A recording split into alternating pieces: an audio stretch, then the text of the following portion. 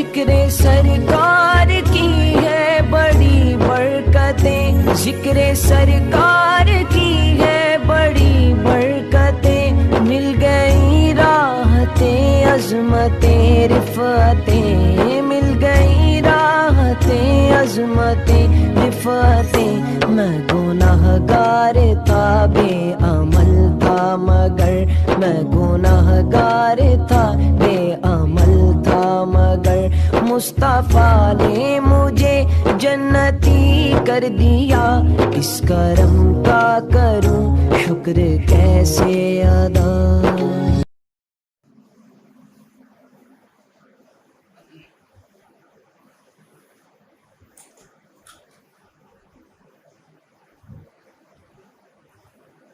السلام علیکم ورحمۃ اللہ وبرکاتہ۔ الحمد للہ رب العالمین والصلاة والسلام على سید الانبیاء والمرسلین وعلى آلہ واصحابہ اجمعین ومن تبعهم بإحسان إلى يوم الدین، اما بعد، قال اللہ تبارک وتعالى في القرآن المجید والفرقان الحمید، اعوذ باللہ من الشیطان الرجیم، بسم اللہ الرحمن الرحیم، وَلَوْ أَنَّهُمْ إِذ ظَلَمُوا أَنفُسَهُمْ جَاءُوكَ فَاسْتَغْفَرُوا اللَّهَ وَاسْتَغْفَرَ لَهُمُ الرَّسُولُ لَوَجَدُوا اللَّهَ تَوَّابًا رَحِيمًا، صدق الله العظيم۔ قال الله تبارك وتعالى في شأن حبيبه صلى الله عليه وسلم، إن الله وملائكته يصلون على النبي يا أيها الذين آمنوا صلوا عليه وسلموا تسليما، اللهم صل وسلم وزد وبارك على حبيبك سيدنا ونبينا ومولانا محمد وعلى آله وأصحابه أجمعين۔ عزیزان محترم، ایک تسلسل کے ساتھ آپ حضرات کے سامنے نبی پاک صلی اللہ علیہ وسلم کی ظاہری حیات یعنی سیرت مبارکہ کا تذکرہ کیا جا رہا تھا، اور پھر اس سے قبل آپ کے سامنے نبی پاک صلی اللہ علیہ وسلم کے حلیہ مبارکہ بھی آپ کے حسن جمال کا ذکر کیا گیا۔ اب رہا ظاہری حیات کے بعد انسان کی ایک دوسری حیات ہے، وہ ہے حیات برزخی۔ حیات برزخی کا مطلب یہ ہے کہ حیات کے معنی زندگی اور برزخ کے معنی قبر۔ آپ سمجھیں اس ظاہری زندگی کے بعد جو قبر کی زندگی ہوتی ہے اس کو حیات برزخی کہتے ہیں۔ جیسا کہ قرآن کریم میں اللہ نے فرمایا وَمِن وَرَائِهِمْ بَرْزَخٌ إِلَىٰ يَوْمِ يُبْعَثُونَ، ان کی زندگی کے بعد جو ہے نا برزخ کی زندگی ہے، جو قیامت کے دن مردوں کے اٹھائے جانے کے تک ہے۔ تو یہ برزخی زندگی کا جو وقت ہے یہ مرنے کے بعد سے لے کر قیامت میں جب سب کو اٹھایا جائے گا، دوبارہ سور پھونکی جائے گی، تو جب تمام لوگ زندہ ہوں گے تو اس وقت تک یہ برزخ کی زندگی کا دور ہے، اور یہ آخرت کی پہلی منزل ہے۔ انسان کے مرنے کے بعد آخرت کا دور شروع ہو جاتا ہے۔ انسان کے مرنے کے بعد سے اس کو آخرت کا عالم کہتے ہیں، آخرت کا دور کہتے ہیں۔ آخرت کے دور میں پہلی جو منزل ہوتی ہے وہ برزخ کی منزل ہوتی ہے، پھر اس کے بعد دوسری منزل جو ہوتی ہے وہ حشر، حساب کتاب کرنے کو وغیرہ ہے۔ تو لہذا عالم برزخ یعنی قبر کا عالم، تو نبی پاک صلی اللہ علیہ وسلم کا ایک قبر کی زندگی، عالم برزخ کی زندگی، حیات برزخی کی کیا کیفیت ہے اور اس تعلق سے ہمارے اسلام کا کیا عقیدہ ہے اور ہمیں کس طرح کا عقیدہ رکھنا چاہیے، اس حوالے سے چند باتیں آپ حضرات کے سامنے بیان کی جائیں۔ عزیزان محترم، برزخ کی جو زندگی ہے، قبر کی زندگی ہے، یہ برزخ یعنی قبر کی زندگی جو ہے، یہ قبر کی زندگی ایک روحانی کی ہے، ایک روح اور جسم کے ساتھ، ایک روحانی زندگی اور ایک زندگی روح اور جسم والی زندگی، روح اور جسم دونوں، روح جسم کے ساتھ۔ روحانی زندگی تو سب کو ہے، کافروں کو بھی ہے، مسلمانوں کو بھی ہے، اولیاء کو بھی ہے، صحابہ کو بھی ہے، انبیاء کو بھی ہے۔ لیکن काम के जैसे मिसाल के तौर पर मैं आपको समझाता हूँ, काफिरों के लिए भी रूहानी जिंदगी है, मोमिनीन के लिए भी रूहानी जिंदगी है, औलिया और सहाबा के लिए भी रूहानी जिंदगी है। लेकिन अंबिया अलैहिस्सलाम व तस्लीम का जहां तक मामला है, उनकी जिंदगी सिर्फ रूहानी नहीं है बल्कि रूह के साथ जिस्म की जिंदगी भी उनके साथ वापस। यानी अंबिया अपनी कब्रों में रूह और जिस्म दोनों के साथ बाहयात है, जैसे दुनिया में हुआ है।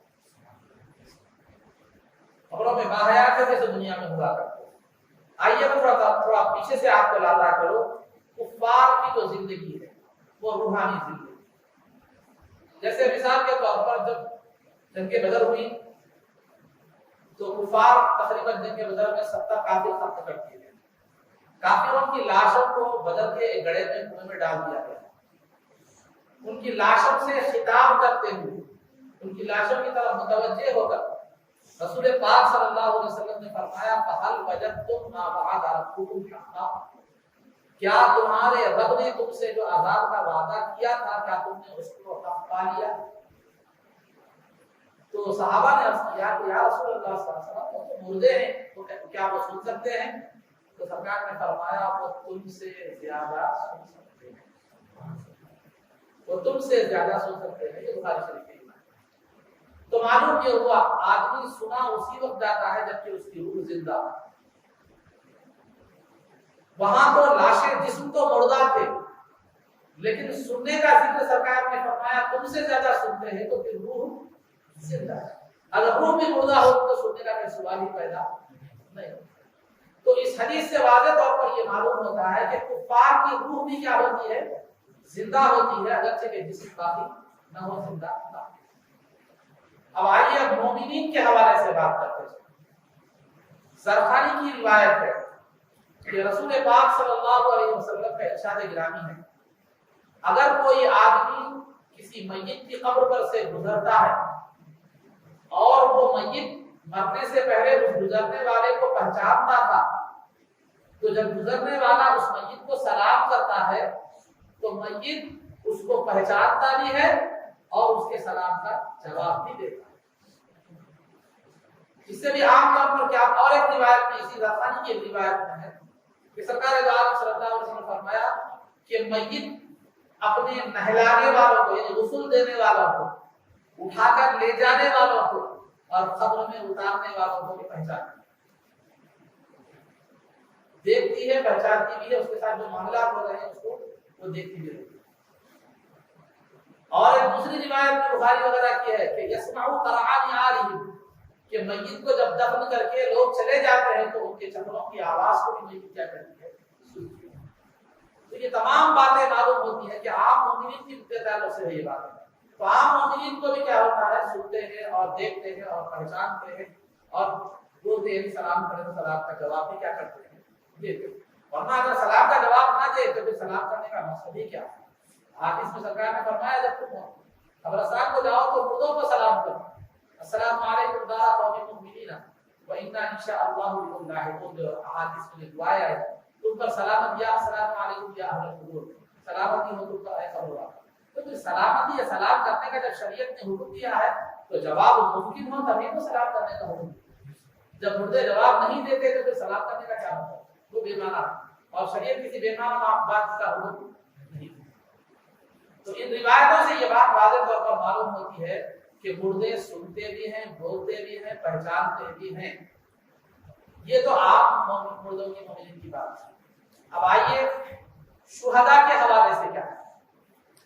शुहदा के हवाले से, शुहदा के हवाले से कुरान कहता है कि ला तक़ूलू लिमन युक़तलू फी सबीलिल्लाहि अम्वात बल अहयाउ वलाकिन ला तशऊरून, कि जो लोग अल्लाह की राह में शहीद हो गए हैं उनको मुर्दा मत कहो, बल्कि वो जिंदा हैं, तुम्हें उसका शुऊर और एहसास उनकी जिंदगी का नहीं है, तुम उनकी जिंदगी को महसूस नहीं कर सकते। दूसरी आयत में ये बताया गया, वला तहसबन्नल लज़ीना क़ुतिलू फी सबीलिल्लाहि अम्वाता बल अहयाउन इंदा रब्बिहिम युरज़क़ून, कि जो है कि तुम जो लोग अल्लाह की राह में मुर्दा जो इंतकाल करके शहीद हो गए हैं उनको मुर्दा भी मत कहो, बल्कि वो जिंदा है, अपने रब के पास उन्हें रिज़्क़ मिलता है। तो इन आयतों से سے یہ بات واضح طور پر معلوم ہوتی ہے کہ شہداء روح اور جسم دونوں کے ساتھ زندہ ہے، کیونکہ رزق روح کو نہیں جسم کو دیا جاتا ہے، وہ اپنے رب کے پاس زندہ ہے، اپنے رب کے پاس انہیں رزق بھی کیا کیا جاتا ہے، دیا جاتا ہے۔ تو رزق جسم کو دیا جاتا ہے، تو لہذا شہداء کو رزق دیا جانا یہ اس بات کی علامت ہے کہ شہداء اپنی روح اور جسم کے ساتھ کیا ہے، زندہ ہے۔ وہ کون سے شہداء میں صرف صحابہ نہیں ہیں، بلکہ قیامت تک جو بھی اعلاء کلمۃ الحق کے لیے، اسلام کی سربلندی کے لیے، اسلام کی حفاظت کے لیے جو جہاد کرتا ہے اور شہید ہو جاتا ہے، ہر اس شخص کے لیے یہ حکم ہے کہ وہ زندہ ہے اور اسے رزق بھی دیا جاتا ہے، یعنی وہ روح اور جسم دونوں کے ساتھ زندہ ہے۔ تو جو شہید نبی کا خادم ہے، نبی کی شریعت کا خادم ہے، نبی کے لائے ہوئے دین کی حفاظت میں اس نے جان دی، تو اللہ رب العزت اسے جسمانی اور روحانی دونوں زندگیوں سے سرفراز فرمایا، تو بھی نبی کا معاملہ ہے، نبی کے بارے میں شک نہیں جا سکتا، نبی کے بارے میں تو شک کی کوئی گنجائش ہی نہیں، کیونکہ ظاہر سی بات ہے جو ہے نا، ادنا چیز کو جب ایک نعمت نصیب ہو رہی ہے تو اعلیٰ چیز کو بدلتے اعلیٰ کو داخل ہوگی۔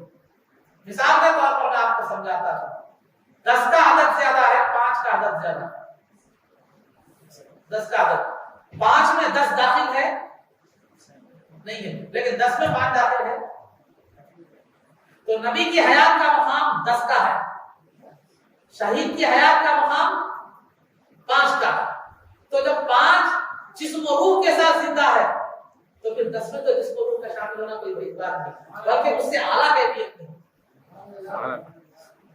بلکہ اس سے اعلیٰ کیفیت نہیں، اس سے بہتر کیفیت نہیں ہوگی۔ یہ ایک میں انبیاء اور مومنین کی حیات سے کمپیئر کر کے بتا رہا۔ آئیے اعلان واضح طور پر انبیاء کی حیات کے تعلق سے بات کرتے ہیں۔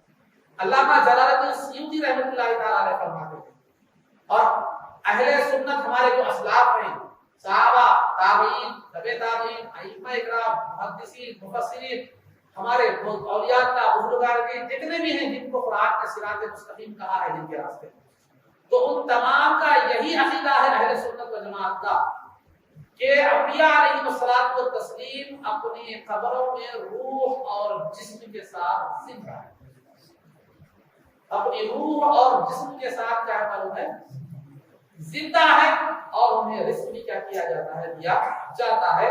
بلکہ جلال الدین سیوطی رحمۃ اللہ علیہ جو دیر القدر محدث ہیں، وہ فرماتے ہیں کہ انبیاء اپنے جسم اور روح کے ساتھ اپنی قبروں میں زندہ ہیں۔ اس مفہوم پر احادیث جو آئی ہیں اس معنی کی تواتر کے درجے کو پہنچی، یعنی اتنی کثرت سے اس کے بارے میں احادیث کی روایت کی گئی ہے کہ وہاں جھوٹ کا یا غلط بیانی کا وہاں بھی۔ اب آئیے انبیاء کی حیات کے حوالے سے خطبہ مسنونہ کے بعد میں نے جس آیت مبارکہ کی تلاوت کا شرف حاصل کیا، اس میں اللہ رب العزت ارشاد فرماتا ہے وَلَوْ أَنَّهُمْ يَظْلَمُوا أَنفُسَهُمْ جَاءُوكَ، کہ اگر لوگ یعنی مسلمانوں میں سے کوئی اگر ظلم کرے، اپنے آپ پر گناہ کر کے اپنے آپ پر ظلم کرے، گناہ کرنا گویا اپنے آپ کو پر ظلم کرنا ہے، کیونکہ وہ گناہ کی سزا آپ ہی کو کیا کرنا ہے، بھگتنا ہے۔ تو جو اپنے آپ گناہ کے ذریعے سے اپنے آپ پر ظلم کرے تو جاؤگا، تو وہ آپ کی بارگاہ میں آئے، وہ آپ کی بارگاہ میں آئے، فاستغفروا اللہ، اور وہ گناہگار اپنے گناہوں کی مغفرت آپ کی بارگاہ میں آ کر کریں۔ پھر اتنا ہی نہیں بلکہ واستغفر لهم الرسول، رسول ان کے لیے بخشش کی سفارش کرے، ان کے لیے گناہوں کی بخشش کی سفارش کرے، تو پھر اللہ تعالیٰ کی کرم نوازی ان کے شامل حال ہو جائے گی، تو لوجد اللہ توابا رحیما، تو ضرور بضرور وہ گناہگار اللہ رب العزت کو خوب توبہ قبول کرنے والا اور رحم کرنے والا پائے۔ ایک تو مغفرت طلب کرے، وہ بھی سرکار کی بارگاہ میں آ کر، پھر سرکار اس کی سفارش کرے، ان کی بخشش کی سفارش کرے، تو پھر کیا ہوگا، اللہ تعالیٰ توبہ قبول فرمائے گا۔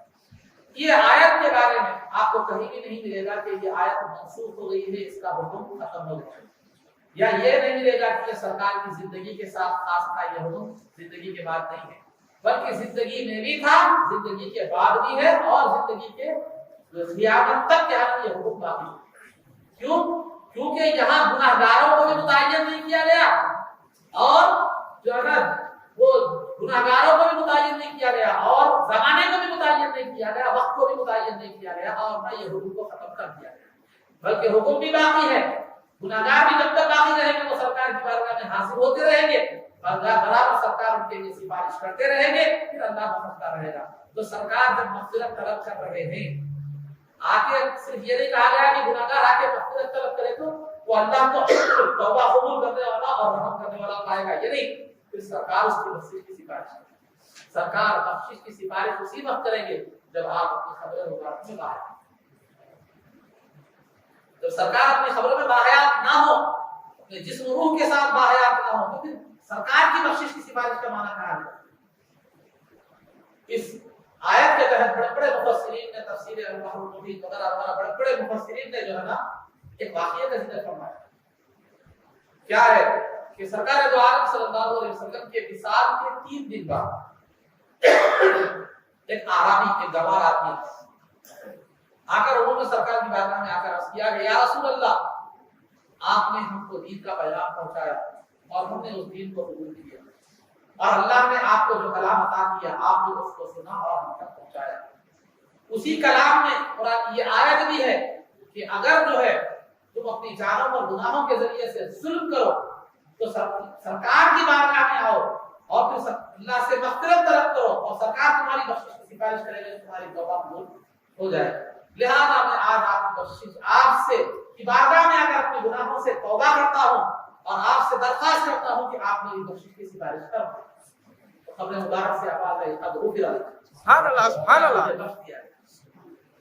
الفاظ جو ہوتے ہیں وہ زبان سے نکلتے ہیں اور الفاظ کے لیے زبان کا ہونا ضروری ہے، یہ بھی حیا کا ظاہر ہے۔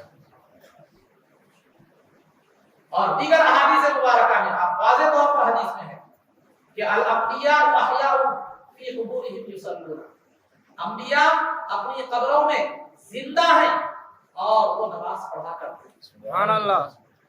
بلکہ شارحین حدیث نے یہاں تک لکھا ہے، یہاں نماز کا ذکر ایک خیر صرف نماز ہی پڑھتے ہیں، لیکن نماز ایک افضل عبادت ہے اس لیے اس کا ذکر کیا گیا، ورنہ انبیاء صرف نماز ہی نہیں پڑھتے قبروں میں بلکہ حج بھی کیا کرتے ہیں، دیگر عبادات بھی کیا کرتے ہیں۔ یہ نماز کا ذکر اتفاقی ہے، یعنی مطلب ایک افضل ترین عبادت ہے اس لیے اس کا ذکر ہے، مگر اس کا مطلب یہ نہیں کہ صرف نماز ہی پڑھتے ہیں۔ تو الانبیاء یصلون فی قبورہم، انبیاء علیہ الصلوۃ والتسلیم اپنی قبروں میں کیا کرتے ہیں؟ نماز ادا کرتے ہیں۔ تو نماز جسم و روح کے ساتھ زندگی کا تلاوت کرتے ہیں۔ ابو داؤد جو سیاستہ کی کتاب ہے، ابو داؤد میں جو ہے نا کی روایت ہے کہ سرکار دو عالم صلی اللہ علیہ وسلم نے صحابہ کو نصیحت فرمائی کہ دیکھو جمعہ کے دن کثرت سے مجھ پر درود بھیجو، کیونکہ تمہارا درود خاص طور پر ایک خاص انداز میں میرے سامنے پیش کیا جاتا ہے۔ تو صحابہ نے عرض کیا کہ یا رسول اللہ صلی اللہ علیہ وسلم کیف تعرض علیک صلاتنا وقد علمت، عام حالات کے مطابق صحابہ نے سوال کیا کہ یا رسول اللہ صلی اللہ علیہ وسلم آپ ہمارا درود آپ پر کیسے پیش کیا جائے گا جبکہ آپ کا جسم مبارک باقی نہیں رہے گا؟ آپ کا جسم مبارک جب باقی نہیں رہے گا تو آپ انتہا کے بعد آپ کا جسم مبارک باقی نہیں رہے گا تو آپ پر ہمارا درود کیسے پیش کیا جائے گا؟ تو سرکار نے ان کے اس خیال کی تردید کرتے ہوئے فرمایا ان اللہ حرم علی الارض ان تاکل اجساد الانبیاء، کہ اللہ نے زمین پر حرام قرار دیا ہے کہ وہ انبیاء کے جسم کو کھائے۔ سبحان اللہ۔ تو اس حدیث سے جہاں یہ بات واضح طور پر معلوم ہوتی ہے کہ انبیاء علیہ الصلوۃ والتسلیم کے جسم اپنے قبور میں اپنے قبر مبارک میں زندہ محفوظ اور جگہ ہوتے ہیں، وہیں اس بات یہ اشارہ بھی اس حدیث میں ملتا ہے کہ انبیاء کی حیات کو آپ لوگوں کی حیات کی طرح مت سوچو، جیسا کہ صحابی نے عام لوگوں کی طرح سوچ کر جیسے عام لوگوں کے جسم ختم ہو جاتے ہیں آپ کا بھی ختم ہو جائے گا جسم، یہ کہتے تو انبیاء کو آپ عام لوگوں پر قیاس مت کرو، ان کی زندگی کا معاملہ الگ ہے، عام لوگوں کی زندگی کا معاملہ الگ ہے، یہاں اس بات کا بھی اشارہ ہے۔ یہ ابو داؤد کی حدیث میں صرف یہ بتایا گیا کہ زمین پر اللہ نے حرام قرار دیا ہے کہ وہ انبیاء کے جسموں کو کھائے۔ اور ابن ماجہ کی روایت میں یہاں تک ہے، ابن ماجہ کی روایت میں کچھ الفاظ زیادہ ہیں، فَنَبِيُّ اللَّهِ حَيٌّ युरज़क़ू, कि अल्लाह के नबी जिंदा होते हैं उन्हें रिस्क भी दिया जाता है। सुभान अल्लाह, अल्लाह के नबी जिंदा होते हैं उन्हें रिस्क भी दिया जाता है, रिस्क जिस्म को दिया जाता है, रिस्क जिस्म को दिया जाता है। तो लिहाजा ये भी इस बात से वाज़ेह तौर पर है कि अंबिया अपनी जिस्म और रूह के साथ क्या होते हैं, जिंदा, अपनी खबरों में क्या होते हैं, जिंदा। और ला यमूतु के अल्फाज भी आए हैं, अल्लाह के नबी जिंदा होते हैं उन्हें मौत नहीं आती। और सरकार जब मेराज के सफर पर जा रहे थे तो मूसा अलैहिस्सलाम की कब्र पर से गुजर हुआ तो सरकार ने देखा कि मूसा अलैहिस्सलाम नमाज अदा कर रहे हैं। सुभान अल्लाह, फिर जब सरकार बैतुल मुक़द्दस में पहुंचे तो तमाम अंबिया अलैहिस्सलाम व तस्लीम वहां जिस्म और रूह के साथ हाजिर हुए और सरकार की इख्तितामी नमाज अदा की। ये भी अंबिया के जिस्म और रूह के साथ जिंदा होने की तरीके। अगरचे के बाद उलमा ने जो है ना ये कहा है, क्या कहा है, नहीं अंबिया रूहों के साथ आए थे, रूह को एक जिस्म के जैसी खास शक्ल दी गई थी, वो शक्ल के साथ हाजिर हुए थे।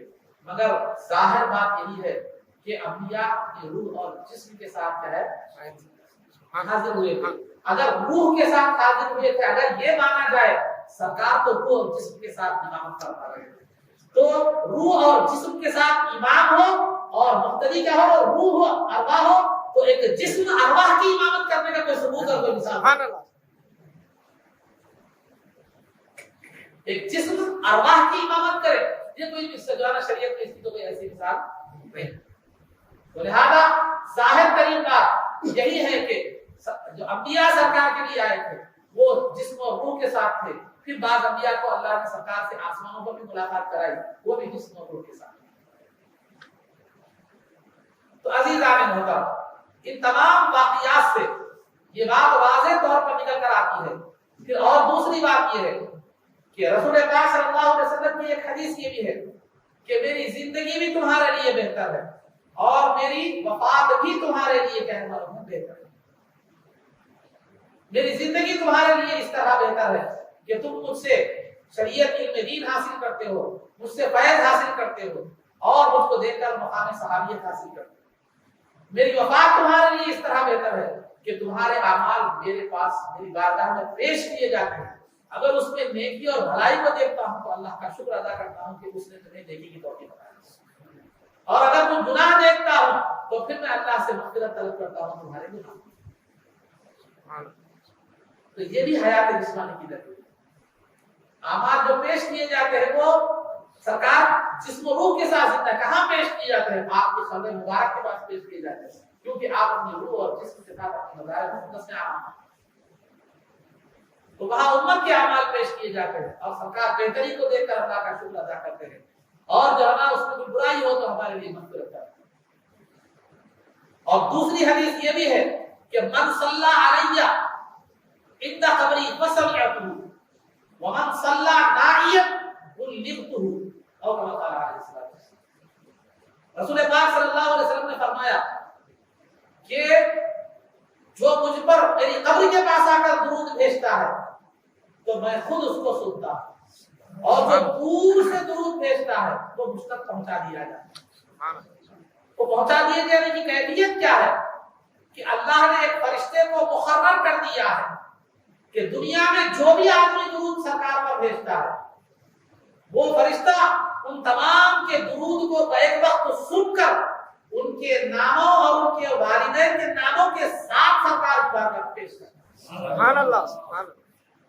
तो दूर हो तो बजरिए फरिश्ता पहुंचाया जाता है, करीब हो तो मैं खुद सुनता हूं। लेकिन यहाँ बात लोगों को ये गलतफहमी और हो गई, वो ये कि सरकार दूर से नहीं सुन सकते, करीब हो तो सुन सकते, दूर से हो तो नहीं सुन सकते, ये गलतफहमी है। अब आप बोलेंगे क्यों? देखिए, जो फरिश्ता दूर पहुंचाने के लिए मुकर्रर किया गया है वो फरिश्ता जो है उसका मकाम ज्यादा है, सरकार का मकाम ज्यादा है, सरकार का मकाम।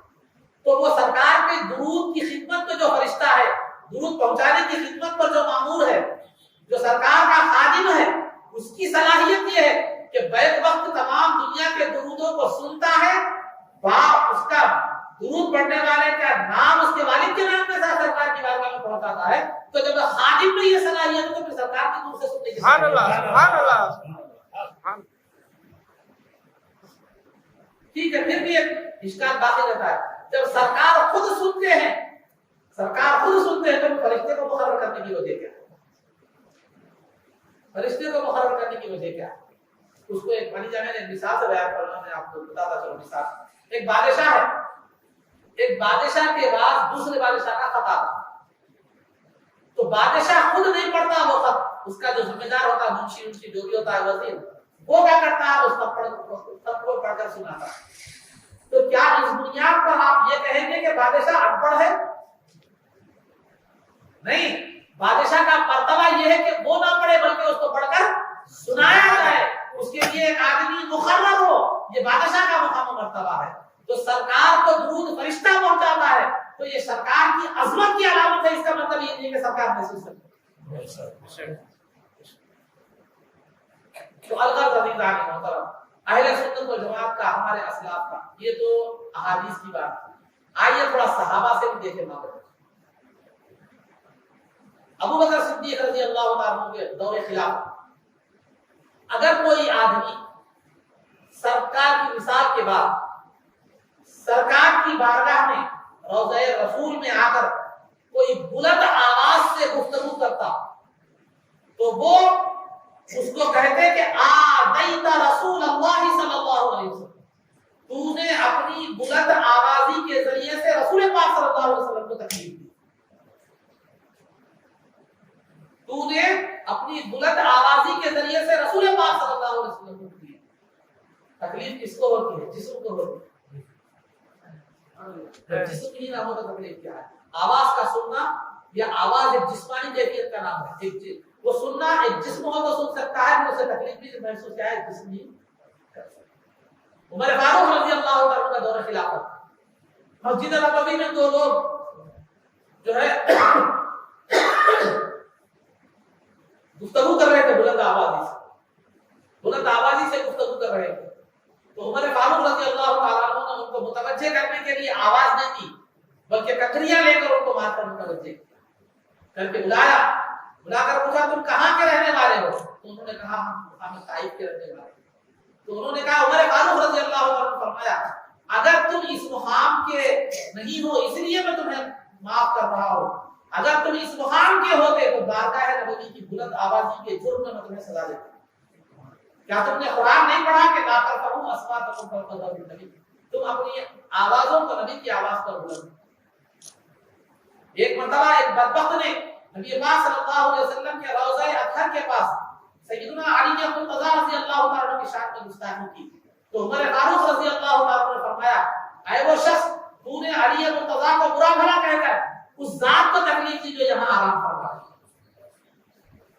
تو سیدنا علی مرتضی کی گستاخی اگر کوئی کرتا ہے تو اس سے بھی سرکار کو تکلیف محسوس ہوتی ہے. تو پھر یہ حیات جسمانی ہے اور کیا.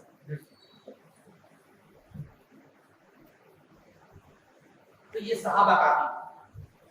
اور آپ کو معلوم ہے کہ مسجد نبوی سے متصل ملے ہوئے کئی دیگر ازواج مطہرات وغیرہ کے مکانات بھی تھے.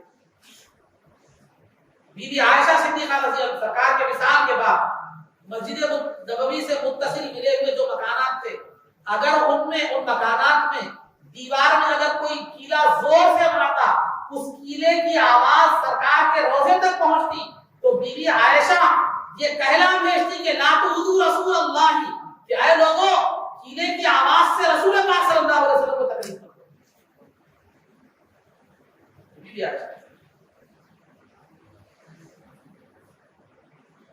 اور آئیے وہ تو بات کا اور آگے چلتے چلے.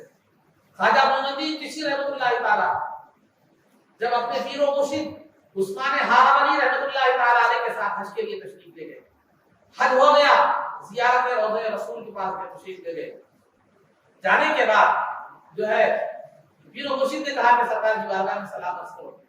تو آپ نے عرض کیا السلام علیکم یا رسول اللہ. تو جواب آیا وعلیکم السلام یا خطب المشائخ. سبحان اللہ. اب ان پر بھی سلامتی ہو اے مشائخ کے خطب. ایسے کئی بزرگان دین کے واقعات آپ کو ملیں گے جس میں سرکار کی بارگاہ سے آواز سلام کو سرکار ہر ایک کا جواب دیتے ہیں, لیکن آواز دوسروں تک سنائی نہیں. سبحان اللہ سبحان اللہ. لوگوں نے بھی آواز سنی. تو عزیزان محترم خلاصہ گفتگو یہ ہے کہ سرکار دو عالم صلی اللہ علیہ وسلم اپنی روح اور جسم مبارک کے ساتھ جو ہے نا اپنے قبر اندر میں کا ہے زندہ اور باحیات ہے، اور یہی علماء اہل سنت کا متفق عقیدہ ہے. لیکن بعض حضرات کا یہ خیال ہے کہ سرکار زندہ نہیں ہے، اپنی قبر میں زندہ نہیں ہے. وہ قرآن کریم کی ایک آیت کو پیش کر کچھ آیتوں کو جو ہے نا پیش کرتے ہیں. ان آیتوں کا ترجمہ میں اپنے مزاج اور اپنے ذوق کے خلاف کر رہا ہوں، اگرچہ کہ وہ ترجمے کی جرات میں نہیں کر سکتا، لیکن آپ کو سمجھانے کے لیے اور جو حیات نبی کا انکار کرنے والا ہے اس کا مقصد کیا ہے وہ سمجھانے کے لیے مجھے مجبوراً ان آیتوں کا ترجمہ ایک نامناسب الفاظ سے کرنا پڑتا ہے. اس لیے میں سمجھانے کے لیے بات کر رہا ہوں، میرا وہ ترجمہ نہیں. قرآن کریم کی ایک آیت ہے انک میت وانہم میتون، یقیناً آپ بھی مرنے والے ہیں، وہ بھی دوسرے لوگ بھی مرنے والے ہیں. دیکھو قرآن کہتا ہے کہ آپ بھی مرنے والے ہیں، مردہ مرنے والے ہیں، دوسرے لوگ بھی مرنے والے ہیں. جب قرآن سرکار کو مرنے والے اور مردہ کہہ رہا ہے، تم حیات نبی کیسے کہتے؟ تم سرکار کو زندہ کیسے کہہ رہے ہو؟ تو تمہارے قرآن کی آیت کے خلاف. قرآن بھی غلط نہیں ہے، احادیث بھی غلط نہیں. کیا یہ بات کو صحابہ نہیں سمجھے؟ ابو بکر نہیں سمجھے، عمر رضی اللہ تعالیٰ عنہ، ابو بکر صدیق رضی اللہ تعالیٰ عنہ نہیں سمجھے، بی بی عائشہ صدیقہ رضی اللہ تعالیٰ عنہ کو نہیں معلوم تھا. پھر کیلا مارنے سے جب معلوم تھا ان لوگوں کو، اگر ان لوگوں کو معلوم ہوتا کہ سرکار باحیات نہیں ہے تو پھر تکلیف کا تصور ہی نہیں ہوتا. نہ ابو بکر کسی کو منع کرتے بلند آوازی سے، عمر رضی اللہ تعالیٰ عنہ کو منع کرتے، نہ بی بی عائشہ کیلا ڈھولنے سے منع. تو ان کا یہ فرمانا اس بات کی دلیل ہے کہ ان کے وہ ہم سے زیادہ اس آیت کو پڑھے ہوئے اور دیکھے ہوئے تھے، سرکار سے سنے ہوئے تھے، سرکار سے سمجھے ہوئے تھے. ہم تو بعد میں سمجھ بات کی بات. تو پھر ان لوگوں نے خود اس کے معنی ایسے نہیں سمجھے جو یہ لوگ سمجھ رہے ہیں. تو انک میت وانہم میتون، یقیناً آپ بھی مرنے والے ہیں، وہ لوگ بھی دیگر لوگ بھی مرنے والے ہیں. یقیناً قرآن کی آیت غلط نہیں ہے. کل نفس ذائقۃ الموت، دیکھو ہر آدمی کو موت کا مزہ چکھنا ہے، لہٰذا سرکار کی ایک ذات ہے، ان کو بھی موت کا مزہ چکھنا ہے، وہ بھی مردہ ہے. یہ آیتیں پیش کر کے کہا جاتا ہے کہ سرکار زندہ نہیں بلکہ مردہ. مگر آپ تھوڑا سا غور کریں تو جواب ملے گا کہ ان آیتوں میں سرکار کے مرنے کا ذکر ہے، لیکن مرنے کے بعد بھی مردہ رہنے کا ذکر نہیں. سبحان اللہ سبحان اللہ سبحان اللہ.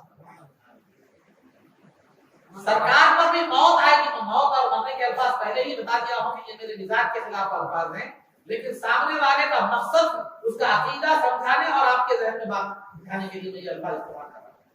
ورنہ ہمارے لیے تو ہم تو جتنا ادب ہو سکے وہ الفاظ استعمال کرتے ہیں. سرکار اس دنیا سے پردہ فرما ہے، سرکار خفص عنصری سے جو ہے آپ کی روح مبارک کروا، جہاں تک ہو سکے ہم ادب کے الفاظ استعمال کرتے ہیں، لیکن نفس مسئلے کو سمجھانے کے لیے، سامنے والے کے عقیدے کو ظاہر کرنے کے لیے بھی یہ الفاظ استعمال کرنا. تو یقیناً دیکھو یہ دو آیتیں ہیں کہ ایک میں تو کہا جا رہا ہے کہ یقیناً آپ بھی مرنے والے ہیں، وہ بھی مرنے والے ہیں، اور کل نفس ذائقۃ الموت، ہر نفس کو موت کا مزہ چکھنا ہے. اور سرکار کے وصال کے بعد جب ابو بکر صدیق رضی اللہ تعالیٰ عنہ نے کہا خطبہ کیا تو اس میں ابو بکر صدیق رضی اللہ تعالیٰ عنہ نے فرمایا کہ فإن محمدا قد مات، یقیناً محمد صلی اللہ علیہ وسلم مر چکے. تو یہ سب چیزوں سے یہ صاف ظاہر ہو رہا ہے کہ سرکار کا ہے مردہ ہے، اور تم کہہ رہے ہو کہ زندہ ہے. یقیناً مردہ ہونا الگ ہے، اس سے مردہ ہونا تو ثابت ہو رہا ہے، مرنا تو ثابت ہو رہا ہے، لیکن مر کر مردہ رہنا وہ کہاں ثابت ہے؟ مر کر مردہ رہنا یہ کہاں ثابت ہے؟ کیونکہ اللہ تعالیٰ کا ایک قانون ہے، اس دنیا سے اس دنیا میں منتقل ہونے کے لیے موت ضروری ہے. تو لہذا جس طرح قانون قدرت ہے، قانون قدرت کے مطابق سرکار کا بھی موت کا عالم طاری ہوا تھا، لیکن پھر اس کے بعد ہمیشہ کی زندگی سرکار کو دی. اس کے بعد ہمیشہ کی زندگی جو ہے نا سرکار کو دی گئی. کسی شاعر نے کیا ہی بہترین بات کہی کہ ایک لمحے کے لیے آئی تھی انہیں بھی موت، پھر ہمیشہ کے لیے ان کی موت مر گئی. سبحان اللہ سبحان اللہ. ہمیشہ کے لیے ان کی موت مر گئی. ارے کفار سن رہے ہیں، مومنین سن رہے ہیں، شہداء اپنے روح اور جسم کے ساتھ باقی ہیں، تو پھر نبی کے معاملے میں یہ شک کیوں؟ یہاں ہر چیز میں اختلاف کیوں آ جاتا ہے؟ یہاں ہر چیز میں نئی نئی باتیں کیوں آ جاتی ہیں؟ تو بتایا یہ گیا کہ قرآن بھی حق، احادیث بھی حق، کیونکہ قرآن کہتا ہے کہ سرکار پر موت طاری ہوئی تھی لیکن ایک لمحے کے لیے طاری ہوئی تھی، پھر اس کے بعد آپ ہمیشہ کے لیے زندگی آپ کو دی گئی۔ قرآن کے خلاف بھی نہیں ہے، حدیث بھی غلط نہیں ہے، تو بھی اپنی جگہ سے قرآن سے صرف مرنا ثابت ہے، لیکن مر کر مردے کی حالت میں رہنا یہ کوئی قرآن ثابت نہیں۔ اور دوسری جو آیتیں بتائی جاتی ہیں ان میں سے اور ایک آیت یہ ہے انک لا تسمع الموتى ولا تسمع الصم الدعاء اذا ولوا مدبرين، یقیناً آپ لا تسمع الموتى مردوں کو نہیں سنا سکتے، اور اس میں انک لا تسمع الموتى یقیناً آپ مردوں کو سنا نہیں سکتے، لا تسمع الموتى ولا تسمع الصم الدعاء، اور نہ بہروں کو اپنی آواز اپنی پکار سنا سکتے، اذا ولوا مدبرین جب وہ پیٹ پھیر کر جا رہے ہوں، اور جب وہ پیٹ پھیر کر جا رہے ہیں۔ دیکھو قرآن میں خود اللہ تعالیٰ فرما رہا ہے کہ آپ مردوں کو نہیں سنا سکتے، آپ مردوں کو نہیں سنا سکتے۔ دیکھو مردے کہاں سنتے ہیں؟ تو پہلی تو بات یہ ہے کہ قرآن میں مردے نہیں سنتے بلکہ نہیں ہے بلکہ نہیں سنا سکتے۔ سبحان اللہ، سبحان اللہ۔ آپ مردوں کو نہیں سنا سکتے بول رہے، مردے نہیں سنتے بلکہ کب بول رہے۔ اور دوسرا یہاں مردے مراد نہیں ہے بلکہ کفار کو مردوں سے تعبیر کیا جائے۔ اس آیت میں کفار کو مردوں سے، زندہ جو کافر ہیں ان کو مردوں سے تعبیر کیا جا رہا ہے، کیونکہ قرآن کا آخری لفظ ہے اذا ولوا مدبرین، جب وہ پیٹ پھیر کر جا رہے ہیں تو آپ اپنی بات ان کو نہیں سنا سکتے۔ مردے جاتے ہیں پیٹ پھیر کے، زندے جاتے ہیں زندے۔ تو یہاں مردے جو کہا جا رہا ہے قبر میں دفن مردوں کو نہیں کہا جا رہا بلکہ کفار کو مردوں سے تعبیر کیا جا رہا ہے۔ تو زندوں کے بارے میں جو آیت نازل ہوئی ہے زندہ کفار کے بندے میں، اس کو مردوں کے حق میں لینا یہ تو ایک لائن بھی لگ گیا۔ یہ تو آیت زندہ کفار کے بارے میں اس کو مردوں سے تعبیر کیا جا رہا ہے۔ کیوں؟ کیونکہ جو ایمان جو نہ لائے تو وہ زندہ رہ کر بھی مردہ ہے۔ اس کے بعد قرآن کریم کی دوسری آیت ہے وما انت بمسمع من فی القبور، آپ جو لوگ قبروں میں ہیں ان کو سنانے والے نہیں ہیں۔ تو یہاں بھی سنانے والے نہیں ہیں، وہ سنتے نہیں، وہ نہیں۔ آپ جب تک اللہ رب العزت نہ چاہے آپ ان کو نہیں سنا سکتے، ورنہ وہ نہیں سنتے بلکہ کہیں نہیں ہے مردے نہیں سنتے، سنا نہیں سکتے بولے۔ دونوں آیتوں میں کیا ہے؟ آپ مردوں کو سنا نہیں سکتے اپنی آواز جب تک اللہ رب العزت نہ چاہے۔ تو سنانا الگ ہے، سننا الگ ہے۔ اللہ رب العزت مردے نہیں سنتے بلکہ کہیں نہیں فرما رہا، بلکہ آپ نہیں سنا سکتے لوگ، اور آپ بھی کب تک نہیں سنا سکتے؟ جب تک اللہ نہ چاہے۔ اللہ چاہے تو آپ بھی سنا سکتے ہیں، اور اللہ نہ چاہے تو پھر آپ بھی نہیں سن سکتے۔ تو یہاں سننے کا ذکر ہی نہیں ہے بلکہ سنانے کا معاملہ ہے۔ سنانے کی آیت کو لے کر سننے پر جو ہے دلیل کے طور پر لینا، یہ بھی ایک کیا معلوم ہے علم سے دوری کیا رہا۔ تو بہرحال عزیزان، یہ تمام جو باتیں بیان کی گئی کہ نبی پاک صلی اللہ علیہ وسلم جس طرح اپنی ظاہری حیات میں تھے اسی طرح اپنی برزخی حیات میں یعنی قبر کے عالم میں بھی نبی پاک صلی اللہ علیہ وسلم اسی جسم و روح کے ساتھ جو ہے نا باحیات ہے، عبادتیں بھی فرمایا کرتے ہیں، امت کے اعمال بھی پیش ہوتے ہیں، درود بھی پیش ہوتا ہے، اور سرکار دو عالم صلی اللہ علیہ وسلم اچھے اعمال کو دیکھ کر خوش بھی ہوتے ہیں اور برے اعمال کو دیکھ کر غمزدہ بھی ہوتے ہیں۔ یہ پھر جسم و روح کی حیات نہیں تو اور کیا؟ تو یہ چند باتیں تھی جو آپ حضرات کے سامنے حیات النبی کے حوالے سے بتائی گئی۔ تمام خلفاء، صحابہ، تابعین، تبع تابعین اور اولیاء اللہ اور حضور العالمین کا یہی عقیدہ ہے کہ سرکار اپنی قبر مبارک میں باحیات جسم و روح کے ساتھ رہنا باحیات ہے اور زندہ ہے، اور ہمارا درود اور ہمارے اعمال بھی سرکار کی بارگاہ میں پیش ہوتے ہیں۔ یہی عقیدہ ہمارے اسلاف کا، صحابہ کا، بزرگوں کا ہے، اور ہمارا بھی یہی عقیدہ ہونا چاہیے۔ اخیر میں اللہ رب العزت سے دعا ہے کہ پروردگار عالم حق کہنے، حق سننے اور حق پر عمل کرنے کی توفیق عطا فرما، عزت و عافیت کی زندگی دے اور ایمان کا خاتمہ فرما، رسول پاک صلی اللہ علیہ وسلم کا قول میں اجازت نصیب فرما، اور نبی پاک صلی اللہ علیہ وسلم کے خطوں میں ہمارا حشر فرما، آپ کی شفاعت و عظمت سے ہم کو بہرہ فرما، آپ کے دست مبارک سے جامع کوثر کی نصیب فرما، جنت میں آپ کی غلامی معیت و رفاقت نصیب فرما، صلی اللہ تعالی وسلم علی خیر خلقہ سیدنا محمد و آلہ وصحبہ اجمعین برحمتک یا ارحم الراحمین، الحمد للہ رب العالمین۔